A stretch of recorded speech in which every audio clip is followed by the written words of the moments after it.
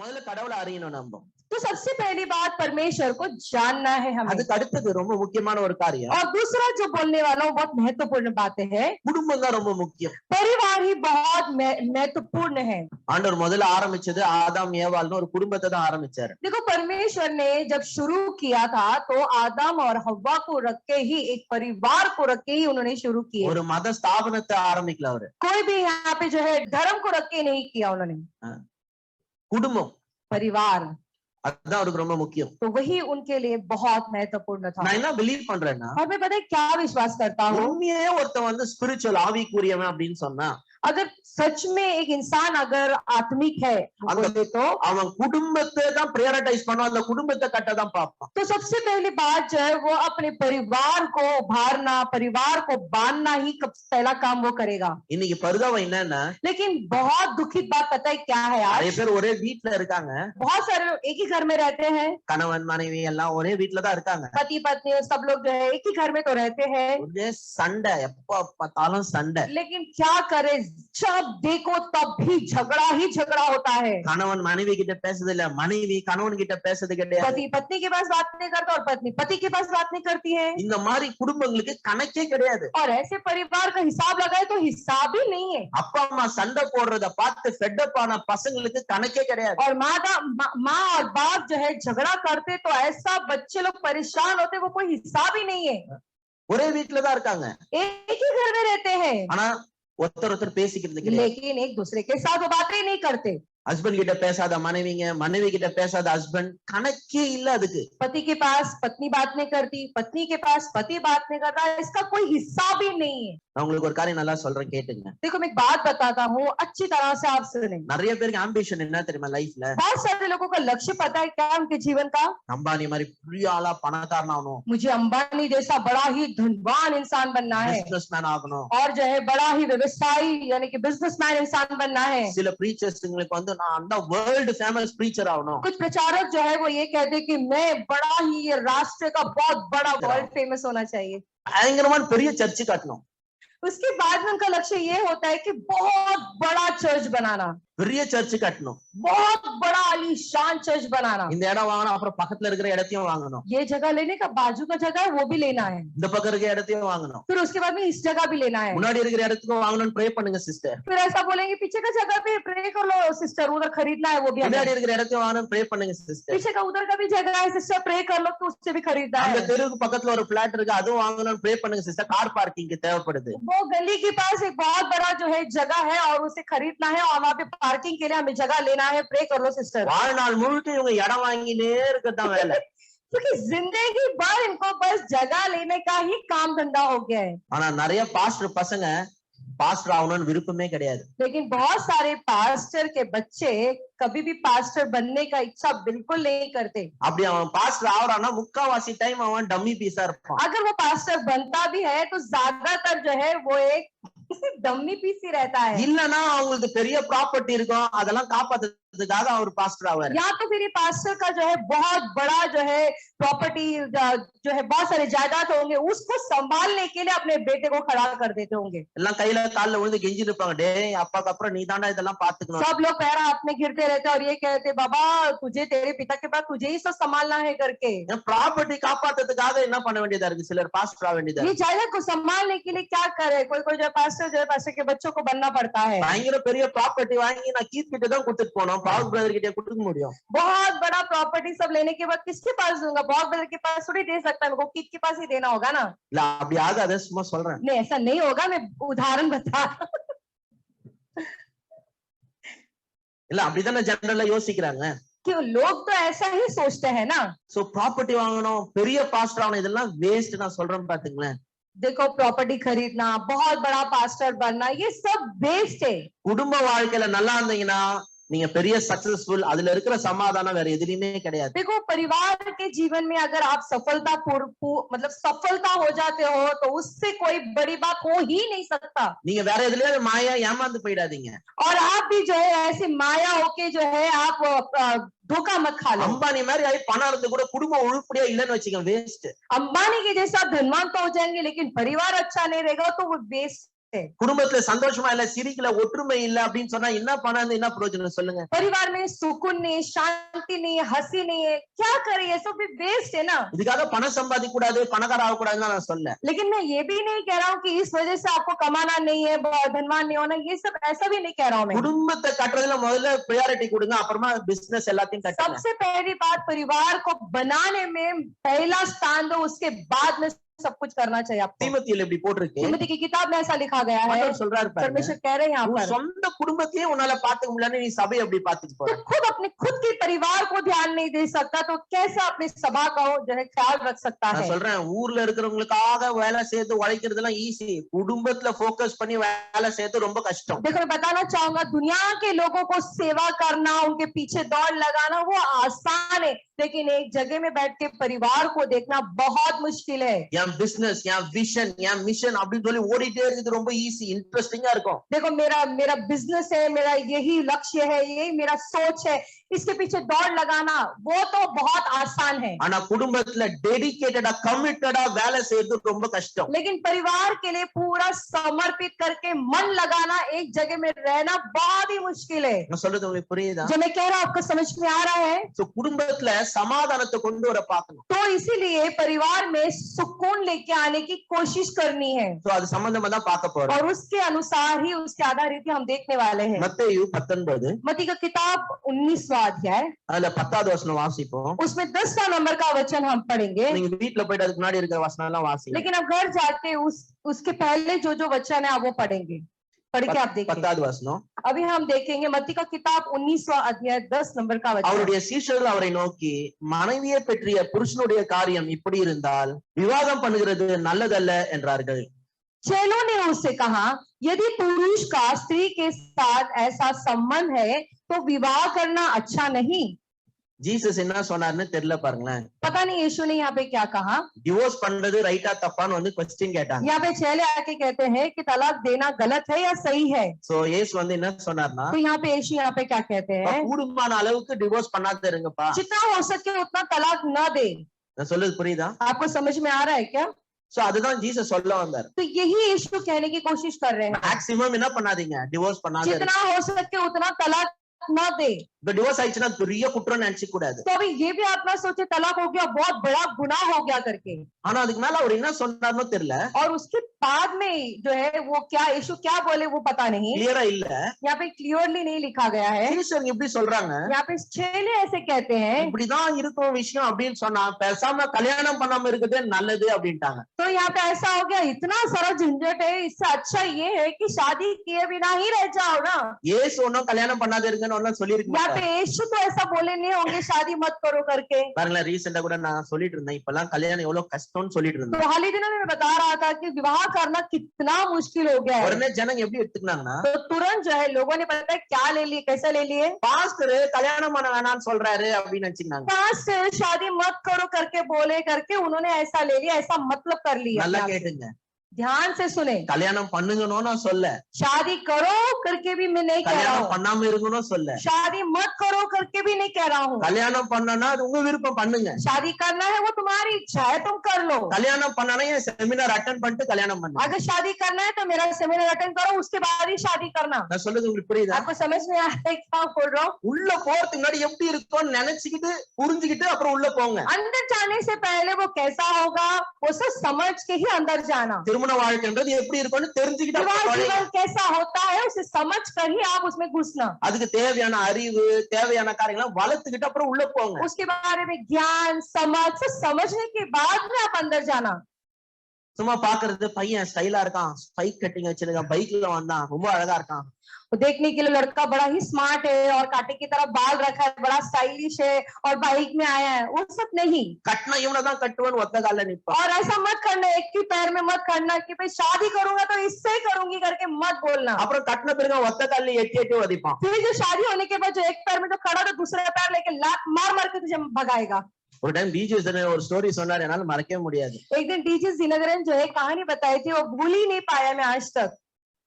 ஒரு பொண்ணு வந்து ஒருத்தனை கல்யாணம் பண்ணிக்க போறேன்னு சொல்லிச்சான். एक लड़की आती है और कहती है कि लड़के से मैं शादी करना चाहती हूँ। இவர் கேட்டாரு, அம்மா அந்த பையனை பார்த்தாலே சரியா படலையம்மா, ஏமா நீ அவனை கல்யாணம் பண்ணிக்கிற? तो इन्होंने जवाब दिया, देख बेटी वो लड़का देखने में कुछ अच्छा ही नहीं लग रहा, तो कैसे से शादी करने वाली है? அவன் காலை சுழட்டி நடக்கிற ஸ்டைல் இருக்குது பாருங்களா, அதுதான் எனக்கு ரொம்ப பிடிச்சிருக்குது. तो वो लड़की ने ये जवाब दिया, वो लड़का किस स्टाइल से चल रहा है ना, वही मुझे आकर्षित लगा, इसीलिए मैं उससे शादी करना चाहती हूँ। கொஞ்ச நாள் கழிச்சு அவனை விட்டு ஓடி வந்துச்சான். फिर थोड़े दिन के बाद में जो है उसको छोड़कर भागकर वापस आ गई। ஏமா அந்த பையனை விட்டுட்டு ஓடி வந்துட்டேன்னு.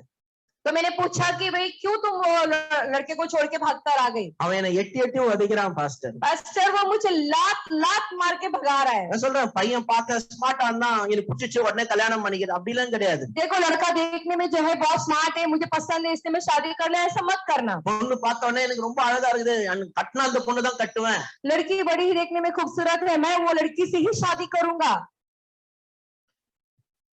அது போய் உள்ள போயிட்டு நுழைஞ்சிட்ட பிறகு மாட்டின் முழிக்கிறது. फिर उसमें अंदर घुसने के बाद फंस के परेशान हो जाना।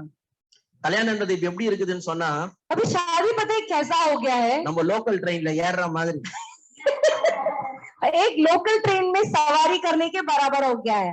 வெளியில இருக்கிறோம், எப்படியாவது உள்ள போனோம்னு பாத்துனுக்குறான். जो बाहर रुका रहता है, कैसे तो मैं अंदर घुस जाऊं करके इंतजार में रहता है। உள்ள இருக்கிறோம், மாட்டின் எப்படிடா வெளில வருதுன்னு और பாத்து. जो अंदर फंसा हुआ रहता है, अरे बाप रे फंस गया हूं मैं, बाहर कैसे निकलूं करके अंदर वाला सोचता है।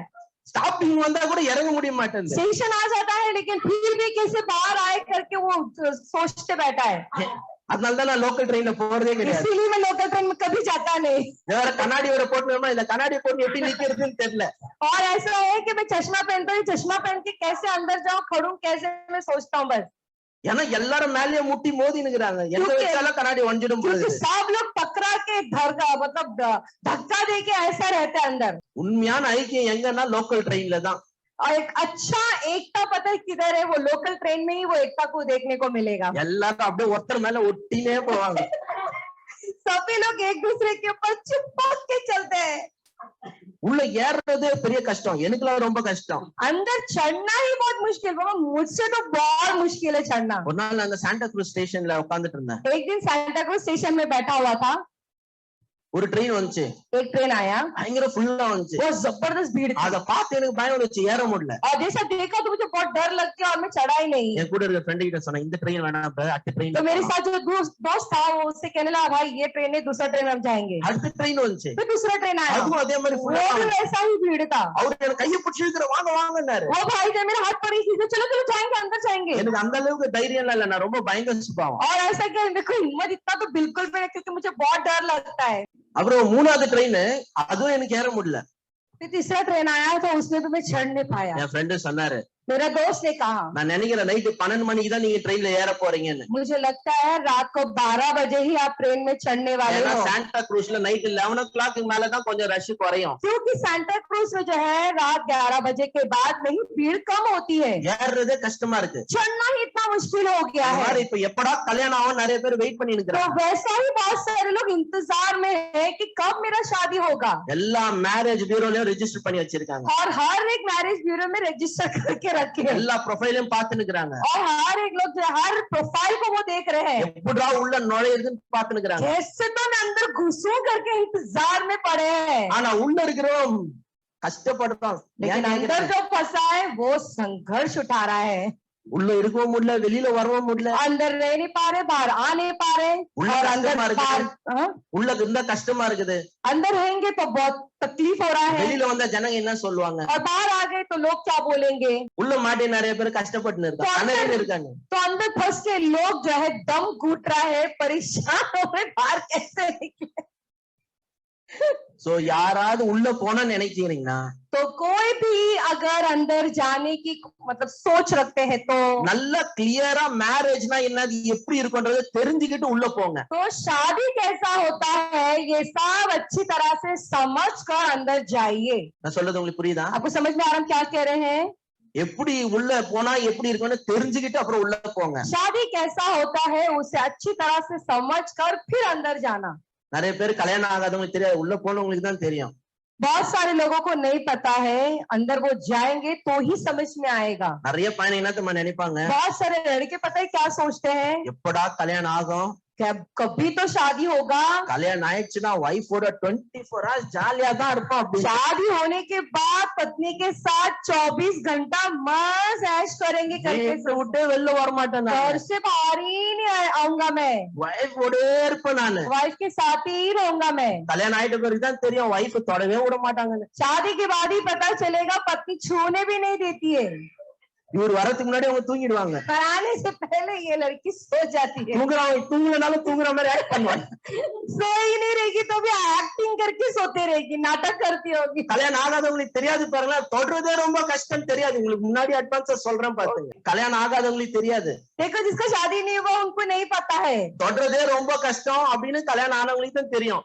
और जो है छूना बहुत मुश्किल है, वो जिसका शादी हो गया उसको ही मालूम होता है ये बात। இவர் போய் டச் பண்ண போனா நான் கையை தள்ளி விட, தூங்கின்னு இருக்கவே தெரியல, டிஸ்டர்ப் பண்ணாதீங்க. ये जाएंगे और उन्हें छुएंगे तो बोलेंगे हाथ मत लगा, सो रही हूँ, दिखता नहीं क्या। சரி கிச்சன்ல போய் டச் பண்ண சொல்றாரு, வேலை செஞ்சு நிக்கிற உங்களுக்கு இதே வேலை चलो ठीक है, किचन में जा रहा हूँ छू रहा हूँ तो ये बोलेंगे क्या इसको काम धंधा नहीं है, खाना पका रही हूँ तो भी छूते बैठे जाए ऐसे करके। ஒவ்வொரு நாள் ஒவ்வொரு ரீசன் சொல்லுவாங்க பாத்து. हर एक दिन हर एक कारण बोलते ही रहेंगे। ஒரு நாள் தலை வலிக்குதுன்னு, एक दिन बोलेंगे सर दुख रहा ஒரு है, நாள் பல்லு एक வலிக்குதுன்னு, दिन बोलेंगे दांत दर्द है, இன்னொரு நாள் वயிறு एक दिन வலிக்குதுன்னு, बोलेंगे पेट में दर्द है, அப்படியே கால் வரைக்கும் போக திருப்பி தலையில இருந்து ஸ்டார்ட் ஆகுது. सर से लेके पैर तक एक एक बीमारी बोलेगी, फिर वापस से सर से लेके पैर तक बीमारी बोलते रहेंगे, घुमा के बोलते रहेंगे। அவன் ஒய்ஃபை தொடர்றது படுற கஷ்டம் யாருக்கு தெரியும்? वो लड़के जो है पति को छूने नहीं छू पा रहा, उसका तकलीफ किस को पता है। ரோட்ல யாராவது போனா கூட தொட்டா கூட கொஞ்சம் அன்பா பாப்பாங்க போல இருக்குது. रोड में अगर किसी का धक्का लग गया है छूता है तो भी उसको प्यार से देखेगी, ஆனா ஒய்ஃபை தொட்டினா முறைப்பாங்க, வேற வேலையே இல்லையா உங்களுக்கு? लेकिन पति पत्नी को अगर छूती है तो फिर वो बोलेगी क्या दूसरा काम धंधा है नहीं इसको। சோ பையனுங்களோட திங்கிங் இப்படிதான், கல்யாணம் ஆயிட்டு போய் செம ஜாலியா இருப்போம் அப்படி. तो लड़के लोगों का जो सोच होता है ऐसा होता है कि शादी के बाद बहुत अभ्यास करने वाले हैं, ஒய்ஃபுங்க நினைச்சிட்டு இருப்பாங்க और पत्नी यही सोचती रहती है, கல்யாணம் ஆயிட்ட பிறகு என் ஹஸ்பண்டோட பைக்ல சுத்துவான் அப்படின்னு. तो ये सोचती है कि मेरा शादी होने के बाद में जो है मेरे पति के साथ में मैं गाड़ी में मोटर बाइक में ही घूमने वाली हूँ, அதுவும் ஈஸியா நடக்காது. और ये भी आसानी से नहीं होगा। இவங்களே சண்டை போட்டு பைக்ல ஏறி உக்காந்தாதான் உண்டு. ये खुद ही झगड़ा करके बाइक में बैठ गई तो ही होगा। சோ முதல்ல உள்ள நுழையறதுக்கு முன்னாடி இதெல்லாம் எப்படி இருக்கும்னு தெரிஞ்சுக்கணும் பாத்துங்க. इसीलिए अंदर घुसने से पहले ये जीवन कैसा होगा इसे अच्छी तरह से जान लो। யாருமே இதை பத்தி எல்லாம் பேசுறது கிடையாது, கத்து கொடுக்கறது देखो கிடையாது. कोई भी इसके बारे में बोलता भी नहीं, ना ही सिखाता है। பேரண்ட்ஸ் எல்லாம் என் பையனுக்கு மாப்பிள்ள, என் பையனுக்கு பொண்ணு பாருங்க, என் பொண்ணுக்கு மாப்பிள்ள பாருங்கன்னு இதே சொல்லிட்டே இருக்காங்க. सारे माँ बाप लोग मेरे बेटे के लिए लड़की ढूंढो, मेरी बेटी के लिए लड़का ढूंढो, हर एक पेरेंट्स यही बोलते रहते हैं। வயசாயிட்டே போயிட்டே இருக்குது. उम्र होती जा रहा है, வயசாயிட்டே போறதுனால ஞானி எல்லாம் ஆக முடியாது, வயசு தான் ஆகும். उम्र होने की वजह से जो है ज्ञानी नहीं होंगे बल्कि उम्र ही बढ़ता रहेगा। बस வயசாயிட்டே போயிட்டு இருக்கு, ஆனா ஒரு பொண்ணை வச்சு நடத்துறதுக்கு அவருக்கு கெப்பாசிட்டி இருக்குதான்னு தெரியும். उम्र तो हो रहा है लेकिन एक लड़की को रख के उसको अच्छी तरह से संभाल सकता कि नहीं, उसकी क्षमता है कि नहीं, उसे वो जानना है। சோ கல்யாணத்துக்குள்ள நுழையறதுக்குள்ள அது எப்படி இருக்கும் அப்படின்றதுக்குலாம் நிறைய ப்ரிப்பரேஷன் இருக்கு. इसीलिए शादी में घुसने से पहले जो है उसको बहुत सारी तैयारी करनी पड़ती है। முதல்ல நல்லா இமோஷனலா ப்ரிப்பேர் ஆகணும். सबसे पहले जो है भावना पूर्वक जो है आपको तैयार होना पड़ेगा। நல்லா மென்டலி இமோஷனலா நம்ம நல்லா ப்ரிப்பேர் ஆகணும். मेंटली और इमोशनली आपको अच्छी तरह से तैयार होना है। நான் சொல்றது உங்களுக்கு புரியுதா? आपको समझ में आ रहा है जो कह रहे हैं? நீங்க மென்டலா இமோஷனலா ப்ரிப்பேர் ஆனாதான் आप मानसिक तौर से अगर आप प्रिपेयर होते हो तो கல்யாணம் ஆயிட்ட பிறகு சண்டை போட்டா எப்படி போடணும்னு தெரியும். तो आपको जो है शादी के बाद में झगड़ा करना है कैसे करे करके आपको समझ में आएगा। சண்டை எல்லாம் வராதுன்னு சொல்ல, சண்டை வரும், देखो, எப்படி ஹேண்டில் शादी- பண்ணணும்னு சொல்லி தருவோம். देखो झगड़ा नहीं होगा करके तो मैं कहूंगा नहीं, झगड़ा होगा, लेकिन झगड़ा होने के बाद उसे हैंडल कैसे करना है वो मैं आपको बताऊंगा। ஆர்குமெண்ட் வரும், बहुत सारा बात विवाद होगा। இது நல்லா இமோஷனலா நம்ம காமா வச்சுக்கணும்னா, तो अगर हमें भावना पूर्वक अपने आप को शांत रखना है तो ரொம்ப பதட்டப்படாம, बहुत ज्यादा हड़बड़ाई के बिना, ரொம்ப கோவப்படாம, बहुत गुस्सा किए बिना வீணான வார்த்தைகளை சொல்லி ஒருத்தர் ஹர்ட் பண்ணாம और जो फालतू शब्द बोलकर जो एक दूसरे को जो है तकलीफ चोट पहुंचाने के बजाय யாரோ ஒருத்தவங்க கத்துறாங்க இல்ல குறை சொல்றாங்க அது என்ன சொல்றாங்கன்னு புரிஞ்சுக்க ட்ரை பண்ணும். तो आपको ये समझना, हाँ भाई ये क्यों चिल्ला रहा है, ये क्यों बड़बड़ा रहा है, इसको समझने की कोशिश करना है। ஏன் வைஃப் கோவமா இருக்காங்க, क्यों मेरी पत्नी गुस्से में है, ஏன் வைஃப் கத்துறாங்க, क्यों मेरी पत्नी चिल्ला रही அது है। பொறுமையா இருந்து அதை அப்சர்வ் பண்ணி அதை அண்டர்ஸ்டாண்ட் பண்ண தெரியணும். तो वो शांत रह के उसको ऑब्जर्व करके फिर वो क्या है, क्या बोल रही है, उसको समझना है। அதுக்கு நம்மளுக்கு இமோஷனலா ஸ்ட்ராங்கா இருந்தா தான் முடியும். तो अगर आप भावनापूर्वक अगर आप स्ट्रांग हो तभी आपको वो समझ में आएगा। இல்லனா அவங்க கொஞ்சம் கத்த ஆரம்பிச்சனா நம்மளும் கத்த ஆரம்பிச்சிடும். तो वो जब चिल्लाएंगे तो हम भी यहाँ पे ज्यादा उससे ज्यादा चिल्लाना शुरू कर देंगे। அவங்க உங்களை ஏதாவது கொஞ்சம் சொல்லி அட்டாக் பண்ணானா நம்ம அவங்கள சொல்லி அதிகமா அட்டாக் तो பண்ணுவோம். अगर सामने वाला ज्यादा चिल्लाया तो उसके ऊपर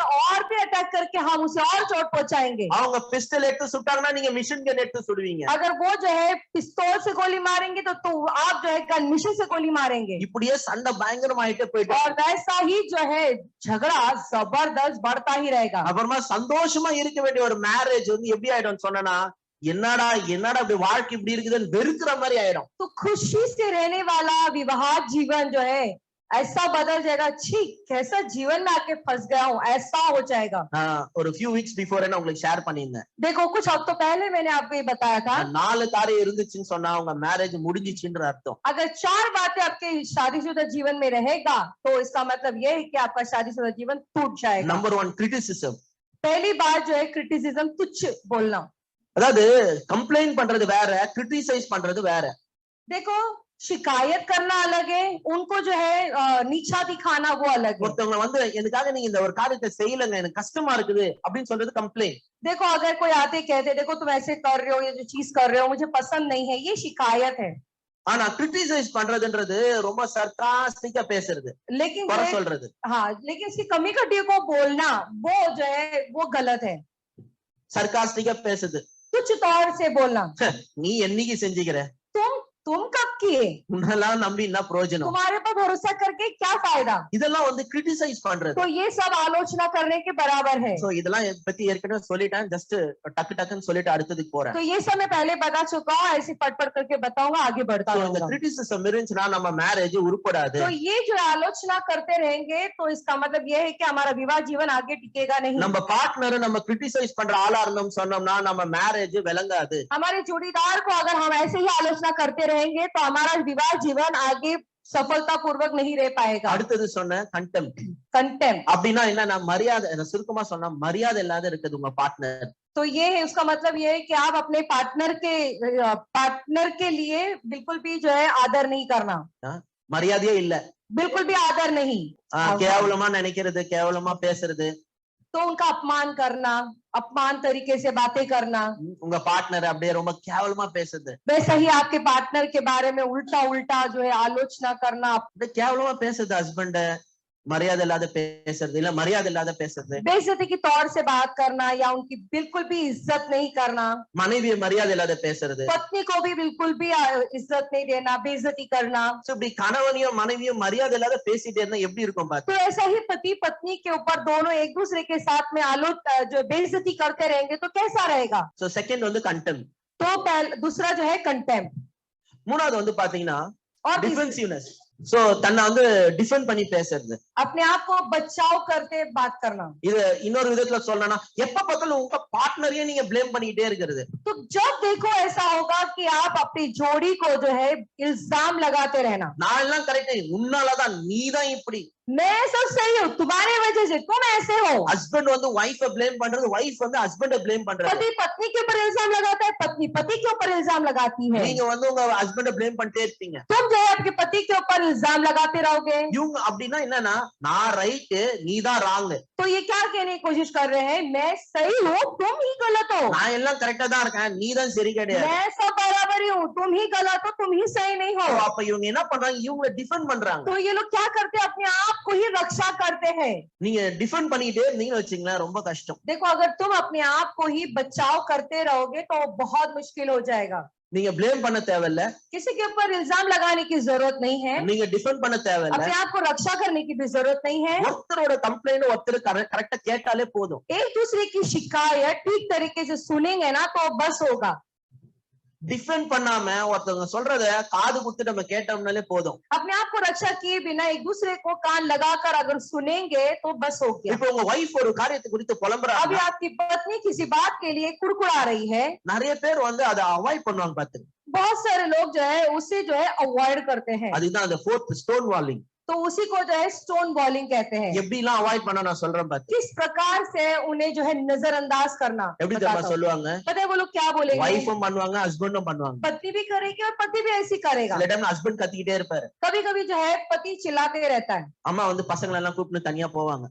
माँ जो होती है बच्चे लोग को सब लेके जो है अलग चली जाती है। வாங்க வாங்க இங்க எல்லாம் நீ இதெல்லாம் வேடிக்கை பார்க்காதீங்க, அந்த ஆளுக்கு வேற வேலை இல்ல, எப்ப கத்தினே இருப்பான், வாங்க तो போலாம். वो लोग ये करेंगे, देखो तुम ये सब ना चीजों को मत देखो, चलो चलो तुम रूम में जाओ, ये सब ये आदमी जो है हमेशा चिल्लाते रहता है, ये सब देखो मत तुम, ऐसे बोल के ये औरत बच्चे लोग को लेके जाती है। என்னடா கத்தினுக்கிறான், ஏன்டா கத்தினுக்கிறான், அவனோட இருதயத்துல என்ன வலி, அவனுக்கு என்ன குறை, என்னதான் காது கொடுத்து கேட்க, அது கேட்க மாட்டாங்க. ये क्यों चिल्ला रहा है, क्या तकलीफ है, क्या समस्या है, इसको ये क्यों कर रहा है, ऐसे करके उसको कान लगा के सुनती नहीं है। வைஃப் கத்திக்கினே இருப்பாங்க, और पत्नी ऐसा चिल्लाते रहती है। ஹஸ்பண்ட் உட்காந்துன்னு டிவி பார்த்துன்னு பாரு, இல்ல போன் நோண்டி. अभी पति जो है या तो फोन को खोदता रहेगा या तो फिर टीवी पे ही उसका ध्यान लगा रहता हूँ।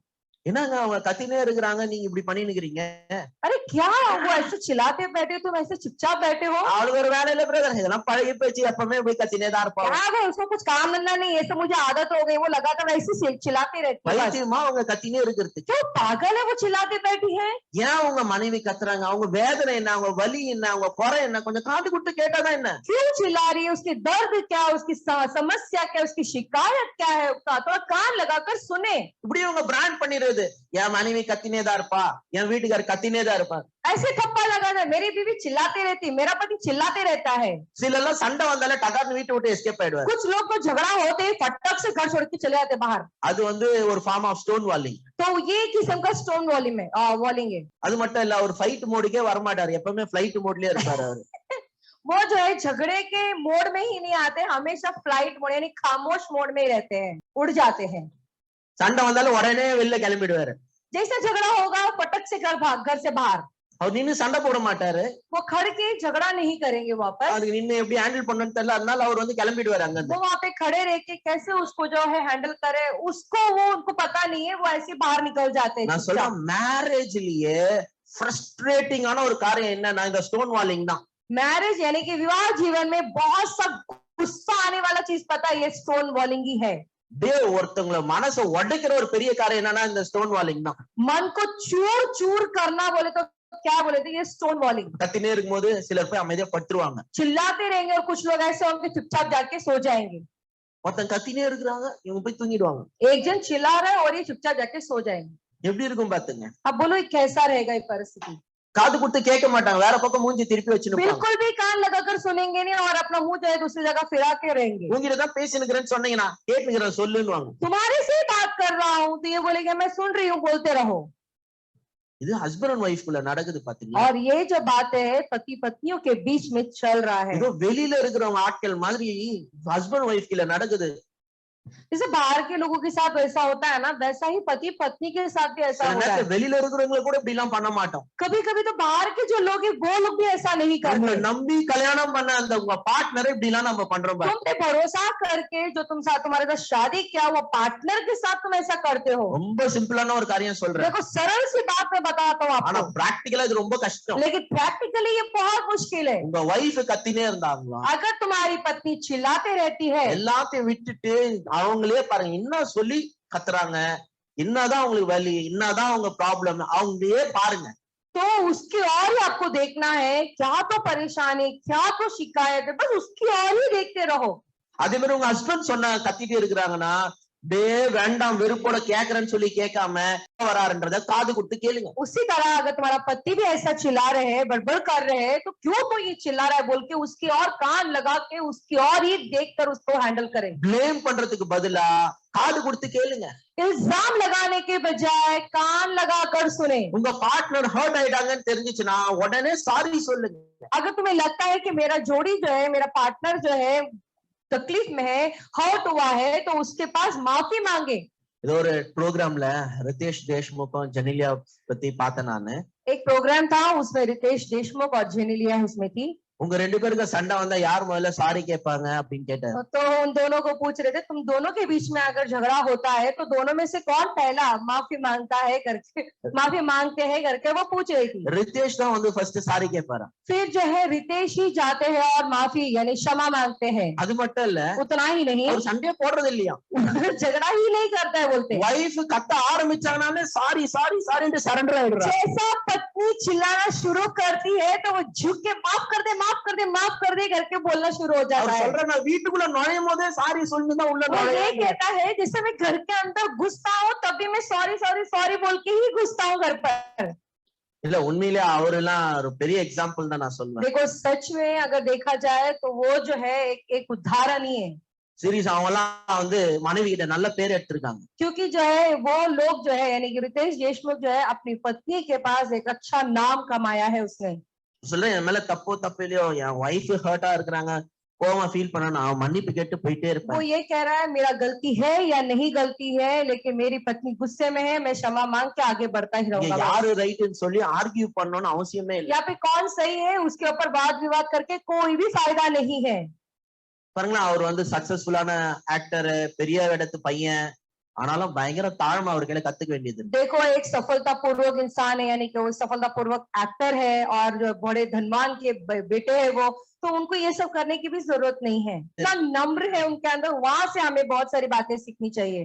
நம்ம டிஃபெண்ட் பண்ண தேவையில்ல, யாரையும் பிளேம் பண்ண தேவையில்ல, ஒருத்தர் புரிஞ்சுக்கிட்டு மன்னிப்பு கேட்டா போதும். हमें अपने आप को बचाव करता नहीं करना चाहिए लेकिन एक दूसरे के पास क्षमा करके जो है एक दूसरे को समझ गए तो बस हो गया। நல்லா சொல்றதை கேட்டுங்க. जो मैं कह रहा हूँ ध्यान से समझे।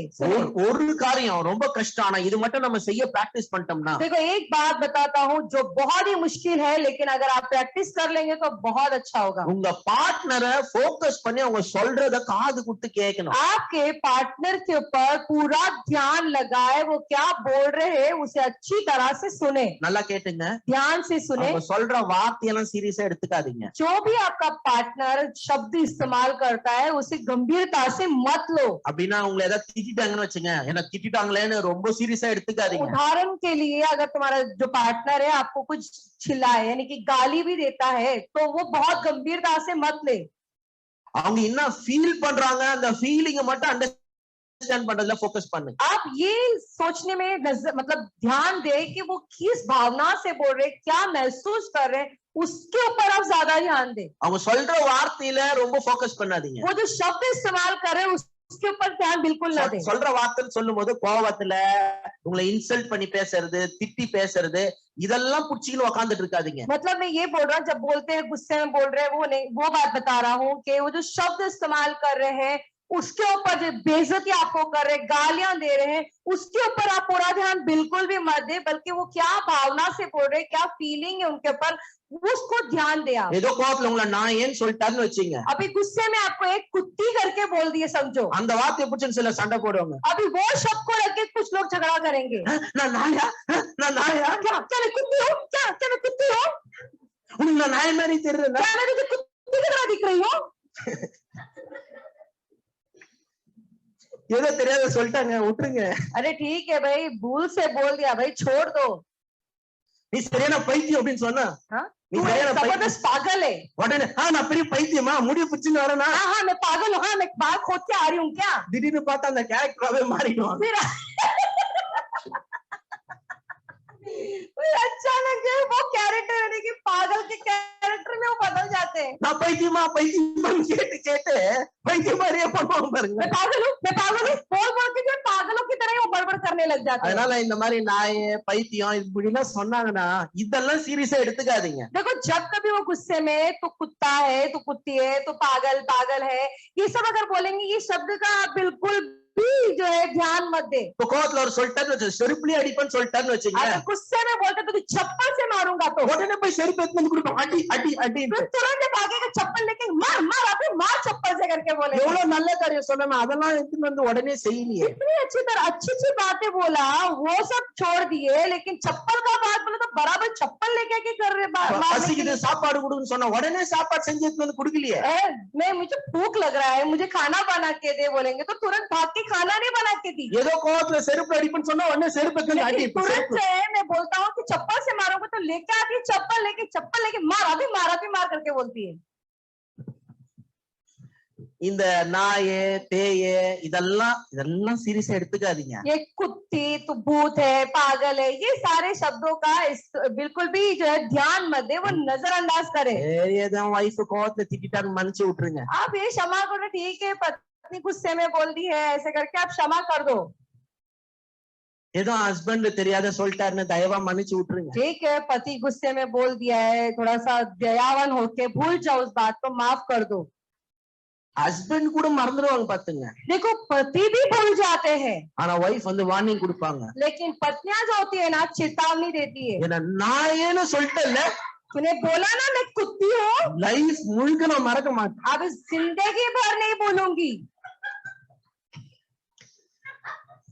இவங்க பெர்மனன்ட் மார்க்கர்ல எழுதிட்டாங்க अभी பாத்தீங்களா? परमानेंट मार्कर से छाती पे लिख दिए ये लोग। அத மறக்காம வச்சு நீ என்ன பண்ண போறீங்க? भाई तो उसे भूले बिना उसको रख के तू क्या करने वाली है? எதெல்லாம் ஞாபகம் வச்சுக்கணும் அதெல்லாம் ஞாபகம் வச்சுக்க மாட்டாங்க. जो कुछ तुझे याद रखने के लिए बोला गया है वो याद नहीं रखी। ஏதோ கோவத்துல ஏதோ தெரியாதுன்னா அத வாழ்நாள் முழுக்க மறக்க மாட்டாங்க. जाने अनजाने में गुस्से में मैं चिल्ला दिया या कुछ बोल दिया उसको जिंदगी भर नहीं भूलेगी। இந்த மேரேஜ்ல சர்வைவ் ஆகணும்னா வீண் வைராக்கியம் எல்லாம் உதவாது. देखो विवाह जीवन में अगर बचना है, अच्छा रहना है तो ऐसी फालतू के अहंकार ऐसे चीजों को तुम दिल में मत रखो। எவ்வளவுக்கு எவ்வளவுக்கு மன்னிக்கிறீங்களோ அவ்வளவுக்கு அவ்வளவுக்கு உங்க மேரேஜ் வந்து நிலைக்கும் பாத்துங்க. जितना जितना आप क्षमा करोगे उतना उतना आपका विवाह जीवन टिके रहेगा। நான் சொல்றது உங்களுக்கு புரியுதா? आपको समझ में आ रहा है जो कह रहे हैं? எவ்வளவுக்கு எவ்வளவுக்கு நீங்க மன்னிக்கிறீங்களோ அவ்வளவுக்கு அவ்வளவுக்கு இந்த மேரேஜ் வந்து நிலைக்கும். जितना जितना आप क्षमा करोगे उतना उतना आपका शादी टिकता रहेगा। அவர் கோவத்துல சொல்ற வார்த்தைகளுக்கு ரொம்ப சீரியஸா எடுத்துக்காதீங்க. பாவம் அவங்க என்ன ஃபீல் பண்றாங்க இந்த நேரத்துல அது மட்டும் புரிஞ்சுக்க பாருங்க. वो जो गुस्से में जो शब्द इस्तेमाल कर रहे हैं उसके ऊपर आप नजरअंदाज करें, लेकिन किस महसूसियत से बोल रहे हैं, क्या भावना से बोल रहे हैं उसके ऊपर आप ध्यान दें। நான் சொல்றேன் நல்லா காது கொடுத்து அவங்க சொல்ற குறைங்களை கோவத்தை சொல்றத காது கொடுத்து கேட்டாலே நிறைய ப்ராப்ளத்தை சால்வ் பண்ணிடலாம். देखो मैं कहना चाहता हूँ जो गुस्से में वो बोल रहे हैं क्या बोल रहे हैं उसके ऊपर पूरा ध्यान लगा के कान लगा के अगर आप सुनेंगे तो बहुत सारे प्रॉब्लम जो है वो सुलझ जाएगा। ஆனா ப்ராப்ளம் என்னன்னா लेकिन समस्या क्या है पता है? கோவத்துல நம்மளுக்கு கேட்கறதுக்கு மனசு வர மாட்டேங்குது. गुस्से में सुनने का तो बिल्कुल भी मन नहीं करता। அதெல்லாம் தான் நம்ம இங்க கத்துக்கணும். इसीलिए ये सारी चीजें हमें सीखना है। கோவத்துல நம்மள காது கொடுத்து கேட்கவே விருப்பம் இல்ல. गुस्सा जब आता है गुस्से में कान खोल कर सुनने का तो बिल्कुल भी मन नहीं करता। உங்க பார்ட்னரை பார்த்து அவங்க என்ன சொல்றாங்கன்றத கேட்கறதே ரொம்ப முக்கியம். आपके पार्टनर को देखकर वो क्या बोल रहे हैं उसे सुनना ही महत्वपूर्ण है। நான் சொல்றது புரியுதா? आपको समझ में आ रहा है जो कह रहे हैं? இந்த கிரிட்டிசைஸ் பண்றது, இந்த கண்டெம்ட் மரியாதை இல்லாத பேசுறது, டிஃபென்ஸ் பண்றது, ஸ்டோன் வாலிங் இதெல்லாம் ஸ்டாப் பண்ணுங்க.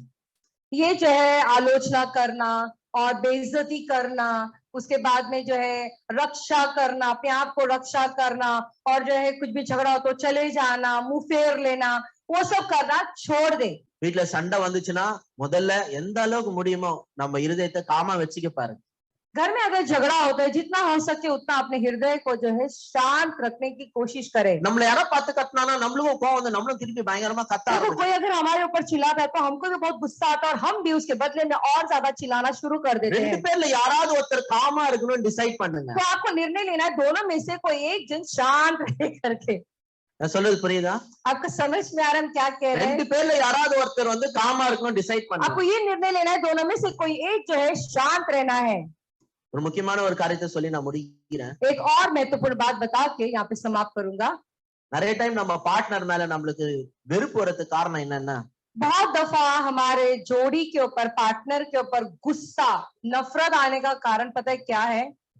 நம்ம வந்து அவங்களோட குற்றங்களையே ஃபோக்கஸ் பண்ணிட்டே இருப்போம். उनकी जो भी बुरी बातें हैं वही उस पे ही हम ध्यान लगाते रहते हैं। நம்மளுக்காக அவங்க என்ன செஞ்சாங்கன்றத பத்தி ஃபோக்கஸ் பண்ணாம என்னென்னலாம் நம்மளுக்கு செய்யலையோ அதுலயே ஃபோக்கஸ் பண்ணிட்டு இருப்போம். जो जो उन्होंने किया उसके ऊपर ध्यान देने के बजाय जो जो उन्होंने नहीं किया उस पे ही ध्यान देते रहते हैं। நான் சொல்றது உங்களுக்கு புரியுதா? आपको समझ में आ रहा है हम क्या कह रहे हैं? என்ன செஞ்சிருக்கிறாங்க, क्या उन्होंने किया। சோ நம்ம ஒரு ஹோம்வொர்க் மாதிரி பண்ணோம் तो பாருங்க. अभी हमें एक घर का कार्य जैसा करना है। இது வெறும் ஹஸ்பண்ட் ஒய்ஃப்காக மட்டும் இல்ல, நீங்க யாரு கூட வீட்ல இருக்கிறீங்களோ, உங்க கூட பிறந்தவங்களா இருக்கட்டும், உங்க அப்பா அம்மாவா இருக்கட்டும், யாரு கூட வேணாலும் நீங்க இதை பிராக்டிஸ் பண்ணலாம். तो आप सिर्फ पति पत्नी नहीं बल्कि भाई बहन या घर का कोई भी सदस्य है, किसी के साथ भी आप ये कर सकते हो। ஆனா இது ஹஸ்பண்ட் ஒய்ஃப் வந்தீங்கன்னா கட்டாயமா பண்ணிதான் ஆகணும். लेकिन अगर पति पत्नी है तो जरूर आपको ये करना ही है।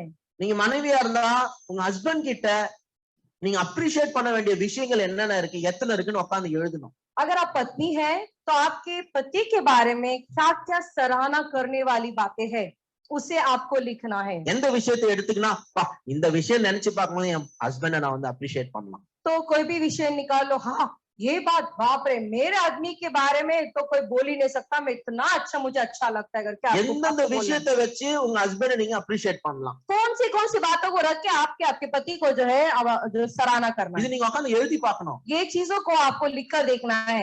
எந்தெந்த விஷயத்தை பார்த்து நான் என் மனைவி அப்ரிஷியேட் பண்ணலாம். कौन सी बातों को देखकर मेरी पत्नी का मुझे सराहना करना है। பரவாயில்ல என் மனைவி வந்து இந்த விஷயத்துல பரவாயில்ல, कोई बात नहीं, मेरी पत्नी ये काम में बहुत सही है, சோ இந்த விஷயத்துக்குலாம் நான் வந்து என் மனைவிக்கு தேங்க்ஃபுல்லா இருக்கணும். तो ये बातों के लिए मैं अपनी पत्नी का धन्यवाद करना है। நம்ம அப்ரிஷியேட் பண்றதுக்காக காரணத்தை கண்டுபிடிச்சிக்கிட்டே இருக்கணுமா பாத்துங்க. सराहना करने के लिए बहुत सारे कारणों को ढूंढते रहना है हमें। இந்த அப்ரிஷியேட் பண்றது, கிரேட்ஃபுல்லா இருக்கிறது எல்லாமே ரொம்ப கஷ்டம். இதெல்லாம் பிராக்டிஸ் பண்ணும் பாத்துங்க. सराहना करना, धन्यवादित करना ये बहुत मुश्किल होता है इसे, लेकिन आपको प्रैक्टिस करते ही रहनी चाहिए। வீட்டுல உட்காந்து சொல்லி பார்க்கணுமா. देखो ऐसा होता है कि घर में बैठ के देखना है, मतलब बोल बोल कर देखना है। அதாவது பாத்தீங்கன்னு சொன்னா देखो ऐसा होता है, நான் வந்து பிராக்டிகலா அதை வந்து நான் பாத்துட்டேன், ரொம்ப கஷ்டமா இருக்கும். சில நேரத்துல अप्रिशिएट பண்றதுக்கு ரொம்ப கஷ்டமா இருக்கும். देखो मैं खुद देखा हूँ, क्योंकि वो सराहना करना जो होता है ना वो बहुत ही मुश्किल होता है। मैं खुद देखा हूँ अपने आप से भी, கஷ்டப்பட்டு நம்ம அப்ரிशिएट பண்ண வேண்டியதா இருக்கும். बहुत मुश्किल होता है वो सराहना करने के लिए। ஆனா குறை சொல்றது அப்படியே சம ஃப்ளோல வரும்। लेकिन जो है तुच्छ बोलना, कमी खटियों को बोलना धड़ धड़ धड़ करके आपको याद आते ही रहेगा। இப்ப சாப்பாடு சரியில்லைன்னு வச்சீங்களேன், देखो अभी खाना अच्छा नहीं है, டக்குன்னு உடனே வரும் என்ன சாப்பாடு இதெல்லாம், உப்பு இல்ல இது இல்ல அது இல்ல, கடகடகடன்னு வரும்। तो तुरंत जो है क्या नमक नहीं है, ये नहीं है, वो नहीं, तुरंत जुबान से निकलता ही रहेगा। ஆனா சாப்பாடு நல்லா இருந்துச்சுன்னா लेकिन खाना जब अच्छा रहता है சைலண்டா சாப்பிடணும்। साइलेंट से खाते रहे। ஒருத்தங்க சைலண்டா சாப்பிட்டாங்களே தெரிஞ்சீங்க சாப்பாடு நல்லா இருக்குது। अगर एक जन कोई खामोश होके खाता रहता है तो इसका मतलब समझ जाना कि खाना बहुत अच्छा बना है। சோ அந்த சாப்பாடு நல்லா இருக்குதுன்னு சொல்றதே ரொம்ப கஷ்டமா இருக்குது। तो ऐसा होता है खाना बहुत अच्छा बना है आज, ये बोलने के लिए मुंह खुलता ही नहीं है। நல்லா இருக்குதுன்னு சொல்ல தோண மாட்டேங்குது ஃபர்ஸ்ட்। देखो सोचते भी नहीं, मतलब बाहर निकलता भी नहीं, मन से भी नहीं आता है कि आज खाना बहुत अच्छा है बोलने के लिए भी। ஏன் கேட்டீங்கன்னா पता है क्यों? சாப்பாடு வந்துச்சா, खाना आ गया ना, நல்லா இருக்குதா, अच्छा है ना, நல்லா உள்ள போயிட்டே अभी இருக்கு, अच्छा अंदर घुस रहा है पटपट, சாப்பிட்டே இருக்கிறோம் அவ்வளவுதான்। अभी धड़ाधड़ खाते जा रहे लगातार। ஆனா ஒரு சிலர் இருக்காங்க, लेकिन कुछ लोग है ऐसे நீங்க நல்லா இருக்குன்னு சொல்றதுக்கு கூட டைம் கொடுக்க மாட்டாங்க। अच्छा है बोलने के लिए भी मौका नहीं है, मतलब समय नहीं देते हैं। சாப்பாடு கொடுத்திருப்பாங்க, खाना ऐसे हाथ में दिए रहेंगे, கையில வாங்கி வச்சிருப்பீங்க, हाथ में आप लेके रखे होंगे, இன்னும் டேஸ்ட் கூட பண்ணிருக்க மாட்டீங்க। अभी तक टेस्ट भी नहीं किए होंगे। அதுக்குள்ள சொல்லுவாங்க என்ன சாப்பாடு நல்லா இருக்குதா இல்லையான்னு சொல்லி, तो पूछेंगे कि खाना है अच्छा है क्या नहीं करके, ஐயோ இன்னும் சாப்பிடவே இல்லைங்க, अरे अभी तक खाया भी नहीं।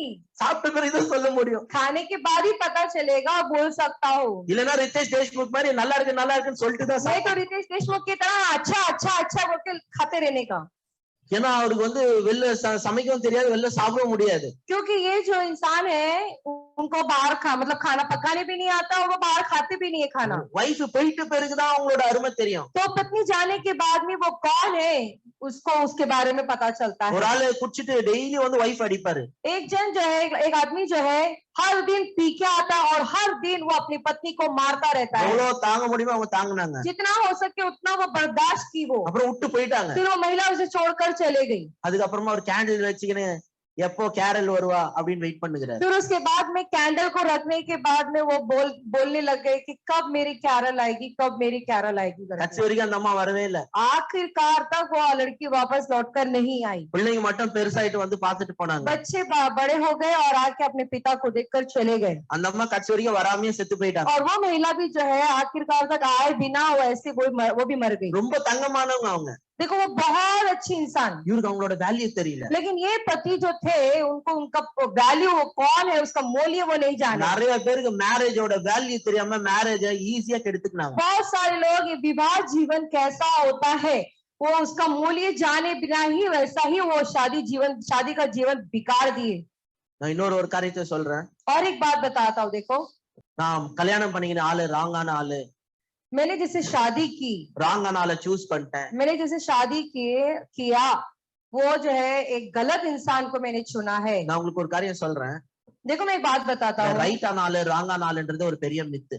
देखो ये सही इंसान है, ये गलत इंसान है, ये बहुत अलग बात है। अभी நல்லவனை கல்யாணம் ஆன பிறகு கெட்டவனாவும் மாத்த முடியும், கெட்டவனை கல்யாணம் ஆன பிறகு நல்லவனாவும் மாத்த देखो एक முடியும். अच्छे इंसान शादी होने के बाद बुरा इंसान बन सकता है और एक बुरा इंसान शादी होने के बाद अच्छा इंसान भी बदल सकता है। எல்லாருக்குள்ளயும் எல்லாமே இருக்கு. देखो हर एक इंसान के पास हर एक बात நல்லதும் है, இருக்குது கெட்டதும் இருக்கு. बुरा भी है अच्छी बातें भी है। எதை வெளியில எடுக்க நம்மளுக்கு தெரியும்ன்றதுலதான் விஷயமே, கேமே இருக்கு. गेम इसमें लगा है कि क्या चीज को हम बाहर निकालें। நீங்க நிறைய பேர் உட்கார்ந்துட்டு देखो இருக்கீங்க. यहाँ पे बहुत सारे लोग बैठे हैं, இப்ப உங்க கையில வந்து பேசணும்னா நான் எப்படி பேசணும் அதே மாதிரி பேசுவீங்க. देखो जिस तरीके से मैं बात करूंगा वैसा ही उसी तरीके से आप भी मुझसे बातें करोगे। Praise Lord brother, praise Lord sister. Praise Lord भाई, प्रेज लॉर्ड बहन, நீங்களும் என்கிட்ட அதே மாதிரி praise Lord brother, praise Lord sister. तुम भी वैसा ही प्रत्युत्तर दोगे, praise Lord pastor, praise Lord pastor. நான் உங்க கையில மரியாதை இல்லாத பேசினேன்னா अगर तुम्हारे पास मैं बेइज्जती के तौर से बात करूं तो I am rubbing you on the wrong side. तो इसका मतलब ये है मैं गलत तरीके से मैं आपको लेकर जा रहा हूँ, நீங்களும் என்ன வச்சு விளாசுவீங்க. तो तुम भी मुझे उठा के पटक दोगे। நான் நல்லா பேசுற வரைக்கும் நீங்க என்ன பண்ணீங்க, நீங்களும் நல்லா பேசுங்க. जब तक मैं तुमसे अच्छे से बात करूंगा उसी तरीके से तुम भी मुझसे बात நான் உங்க करोगे। கையில சரியா நடந்துக்கலன்னா நீங்களும் என்ன பண்ணுவேன், சரியா நடந்துக்க तो மாட்டீங்க. अगर मैं तुम्हारे साथ में ठीक से चलता नहीं तो तुम भी वैसा ही मेरे साथ ठीक से नहीं चलोगे। So, நான் உங்க கையில எப்படி நடந்துக்கிறேன்றத வச்சுதான் உங்க கையில நல்லது வந்து வருமா கெட்டது வருமான்றது இருக்கு. तो जिस तरीके से मैं अच्छे से आपके साथ व्यवहार करता हूँ उसी तरीके से मैं उम्मीद कर सकता हूँ कि आपके पास से भी अच्छा आएगा कि बुरा आएगा करके। கல்யாணம் பண்றதுக்கு முன்னாடி 1000 தடவை யோசிங்க. इसीलिए शादी करने से पहले हजारों दफा सोचे, கல்யாணம் பண்ணிட்ட பிறகு அதுல வெளில வரக்கூடாதுன்னு பாருங்க. शादी होने के बाद में उससे मैं बाहर आऊं उसके बारे में सोचे नहीं, உள்ள நுழையறதுக்கு அவசரம் கிடையாது. और अंदर घुसने के लिए भी बहुत घाई नहीं है। எல்லாரும் சொல்றாங்க கல்யாணம் பண்ணிக்க, सभी लोग कह रहे हैं इसलिए मैं शादी कर रहा हूँ, मत करो ऐसे, சும்மா வயசாயிடுச்சுன்னு கல்யாணம் பண்ணிக்க. और ऐसी उम्र हो रहा है इसलिए शादी मत करना। கல்யாண வாழ்க்கை எப்படி இருக்குன்னு புரிஞ்சுக்கிட்டீங்கன்னா நீங்க தாராளமா கல்யாணம் பண்ணலாம். शादीशुदा जीवन कैसा होता है अगर इस बात को समझ लेते हो तो बेझिझक आप उसमें घुस சில सकते हो। சில எல்லாம் சொன்னா கல்யாணமே பண்ணாம இருந்துருவேன். कुछ लोग ये कहते हैं कि मैं शादी किए बिना ही ऐसा ही रह जाऊंगा भाई, அதுவும் அவ்வளவு ஈஸி கிடையாது. और वो ऐसा भी जीवन बिताना आसान It has नहीं its है, own challenges. और उसके लिए भी बहुत सारी चुनौतियों का सामना करना होगा, அதுலயே நிறைய கஷ்டங்கள் இருக்கு. उसमें भी बहुत सारे संघर्ष उठानी होंगे। இன்னைக்கு அப்பா அம்மா கூட இருப்பீங்க, आप माँ बाप के साथ ஒரு रहोगे நாள் அப்பா அம்மா செத்து और போயிடுவாங்க, एक दिन माँ बाप मर जाएंगे, நீங்க தனியாயிடுவீங்க. फिर उसके बाद आप अकेले हो जाओगे। ரொம்ப கஷ்டம். इसके लिए बहुत तकलीफ है ये बात। இது ஏன் சொல்றேன்னா अब मैं क्यों कह रहा இப்ப हूँ, நிறைய அப்பா அம்மாவே பசங்களை என்கரேஜ் பண்றாங்க. क्योंकि वैसा ही जो बहुत सारे माता पिता अपने बच्चों को प्रोत्साहित करते हैं, நீ வா புருஷனை விட்டு வா நான் பாத்துக்கிறேன், तू आजा, तेरे पति को तू छोड़ आजा, मैं संभाल लूंगी तुझे, அப்பா இருக்கேன்ல நான் உயிரோட வரைக்கும் சோறு போடுறேன், मेरा बाप जिंदा हूं ना, जब तक मैं जिंदा हूँ तुझे खाना खिलाते रहूंगा, நீங்க இருக்கிற வரைக்கும் போடுங்க. அப்புறம் तुम रहने तक दोगे खिलाओगे, उसके बाद कौन? ஏன்னா இப்பெல்லாம் அது மாதிரி நடக்குது. क्योंकि आजकल वैसा ही चल रहा है। முன்னால அப்பாங்க அச்சியை கொண்டு போய் விட்டு வருவாங்க, இப்ப அப்பாங்க சொல்றாங்க பிடிக்கலன்னா வந்துருன்றாங்க.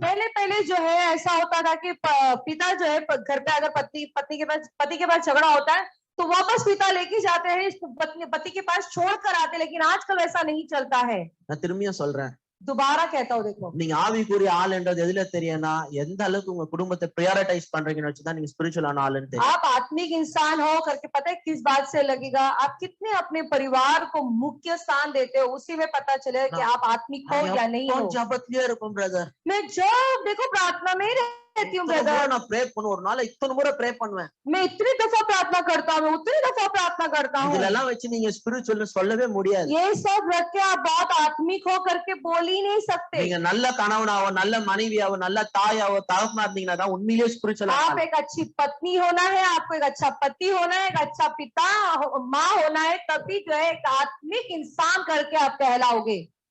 எங்க அப்பா எங்களை விட்டு எப்போ போயிட்டே இருப்பாரு, எங்களுக்கு டைமே ஸ்பெண்ட் பண்ண மாட்டாருன்னு சொல்லக்கூடாது. मेरा जो डैडी है हमारे पास रहते ही नहीं, हमारे साथ समय ही नहीं बिताता, हमें छोड़ छोड़कर चले जाते करके आप बोलते नहीं रहेंगे। அதெல்லாம் சொல்றதுக்கு இடம் और கொடுக்க. ऐसा बोलने के लिए आप जगह मत दो। எங்க அம்மா எங்களுக்காக டைமே தர மாட்டாங்க. அவங்க எப்பவுமே ஏதாவது வேலையை பார்த்துட்டு போயிட்டே मेरी இருப்பாங்க. माँ जो है हमेशा जो है कहीं ना कहीं भटकते रहती है, हमारे लिए बिल्कुल भी समय नहीं देती है, ऐसा बोलने का मौका मत दो। இதை சொல்லுது உங்களுக்கு புரியுதா? आपको समझ में आ रहा है हम जो हम कह रहे हैं? சோ மீதியான காரியம் அடுத்த முறை பார்ப்போம். बाकी का बचा हुआ जो है वो अगली दफा देखेंगे। நம்ம எல்லாரும் ஜெபிக்கும்படியா आइए हम सभी लोग खड़े हो जाएंगे प्रार्थना के लिए। அப்ரிஷியேட் பண்றதுக்கு பிராக்டிஸ் பண்ணோம். सराहना करने के लिए आपको जो है प्रैक्टिस करना है। நிறைய பேரு டிவோர்ஸ் ஆயிட்ட பிறகுதான் யோசிக்கிறாங்களாம், देखो बहुत सारे लोग तलाक होने के बाद में ही सोचते हैं, ஐயோ நல்லா அந்த மேரேஜ் நம்ம கெடுத்துட்டோமோ, अरे रे अच्छा शादी मेरा चल रहा था ना, क्या मैं ही जाके उसे बिगाड़ दी क्या, बिगाड़ எல்லாரும் दिया அப்படி क्या। யோசிப்பாங்கன்னு அவசியம் இல்ல. देखो सब लोग ये सोचेंगे नहीं सोचेंगे उसकी जरूरत नहीं சிலர்லாம் है। தப்பிச்சோண்டா அப்படின்னு சந்தோஷப்படுவாங்க. कुछ लोग तो बाबा बच गया रे बाबा, बाहर निकल के आ गया करके कुछ लोग ऐसा सोचेंगे। உண்மையிலேயே ரொம்ப கஷ்டப்பட்டவங்க சொல்றேன். जो सच में बहुत तकलीफ उठाए ना वो लोग ऐसा बोलते हैं। சிலவங்க அவ்வளவு கஷ்டம் எல்லாம் பட்டிருக்க மாட்டாங்க. कुछ लोग जो है इतना तकलीफ तो उठाए नहीं होंगे, ஆனா அவங்க பயங்கர கஷ்டப்பட்டுதான் நினைச்சுக்குவாங்க. लेकिन फिर भी ये लोग सोचेंगे मैं बहुत तकलीफ उठाया வெளில करके। வந்துட்ட பிறகுதான் தெரியும், बाहर आने के बाद ही पता चलेगा பரவாயில்லையா தான் இருந்துச்சு போல இருக்குது, நம்ம தான் ஓவரா ரியாக்ட் பண்ணிட்டோமோ. अच्छा से चल रहा था शायद हम ही कुछ ज्यादा रिएक्ट कर दिए क्या।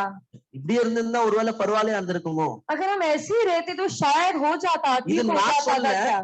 நான் சொல்ல ஜான் காட்மன்றவர் ஒரு பெரிய ரிசர்ச் பண்ணியிருக்காரு 40 ये இயர்ஸ். मैं नहीं कह रहा हूँ, जॉन गॉटमैन जो है बहुत सालों से रिसर्च करने के बाद उन्होंने ये बोला है। நிறைய பேர் ஒரு பார்ட்னரை இழந்துட்ட பிறகுதான் அவங்களோட வேல்யூவே தெரியுதாம். बहुत सारे लोग अपने अपने जोड़ी को खोने के बाद में ही उनको वो कौन है उनको महसूस होता है। ஐயோ என் ஹஸ்பண்ட் இருந்தா தண்ணி புடிச்சு கொடுப்பாரு, இப்ப அவர் இல்லையே. अरे मेरा पति होता तो मुझे पानी भर के देता ना, अभी वो नहीं है ना। அவர் 10 முறை கடைக்கு அனுப்பலாமே, இப்ப கடைக்கு யாரு போவா? वो 10 बार मैं उनको दुकान भेज सकती थी ना, लेकिन अभी कौन भी किसको அவர் भेजूं? இருக்கிற வரைக்கும் எதிர்க்க இருக்கிற கடைக்கு கூட நான் போனது இல்லையே. जब तक वो जिंदे थे सामने का दुकान में भी मैं कभी गई नहीं ना। எதுவுமே தெரியாத இருந்துட்டேன்னா இப்ப எல்லாத்தையுமே நானே பண்ண வேண்டியதா இருக்குது. कुछ भी नहीं जानी ना, अब ऐसी कुछ भी जाने भी नहीं रह गए ना, अभी मैं क्या करूं। ஒய்ஃப் போயிட்ட பிறகுதான் தெரியுது சாப்பாடுக்கு நிறைய பேருக்கு ஒன்னும் கஷ்டம்னு और சொல்லிட்டு. पत्नी जाने के बाद ही पति को समझ में आता है कि खाने के कैसे वांदे लग जाते हैं। பாவம் பாருங்க, ஒரு சிலர்லாம் சமைக்க தெரியாத இருக்கிறாங்க. देखो क्या करे पाप बेचारे, कुछ मर्द लोगों को खाना भी बनाने नहीं आता, அப்புறம் அவங்களால ஹோட்டல்லயும் சாப்பிட முடியுமா? और उसके बाद में जो है वो लगातार होटल में भी नहीं खा पाते। சிலர்லாம் கஞ்சம் ஹோட்டல்ல சாப்பிட और மாட்டாங்க. कुछ लोग इतने कंजूस होते हैं कि होटल में भी कभी जाके खाना नहीं खाते। சமைக்கவும் தெரியாது, ஹோட்டல்ல சாப்பிட மாட்டா, அப்புறம் என்னதான் பண்ணுவேன்? खाना पकाने भी नहीं आता, होटल में जाके खाने भी इनको नहीं अच्छा लगता, மனைவி போயிட்டாங்கன்னா கஷ்டம். और पति जाने के बाद तकलीफ। ஒரு ஒய்ஃப் ஊருக்கு போறதுக்கு முன்னாடி देखो एक पत्नी गांव जाने से पहले எத்தனை நாள் ஊருக்கு போறாங்களோ அத்தனை நாளுக்கு சாப்பாடு செஞ்சு ஃப்ரிட்ஜ்ல டேட் போட்டு எழுதி வச்சுட்டு तो போயிருக்காங்க. वो जो पत्नी जो है जितने दिन गांव जाती है वो एक एक दिन के लिए ये दिन आज ये दिन आज ये दिन आज बोलती तारीख लिखकर, वो टिफिन के डब्बे में तारीख लिखकर वो गांव जाती இது है। எங்கேயோ லண்டன்லயோ அமெரிக்காலயோ நடந்துச்சுன்னு நினைக்க போறீங்க, பாம்பேல தான் சொல்றேன். ये आप ऐसा मत सोचना कि कहीं लंदन में या कोई गांव में कहीं हुआ है, लेकिन ये मुंबई में ही हुआ है।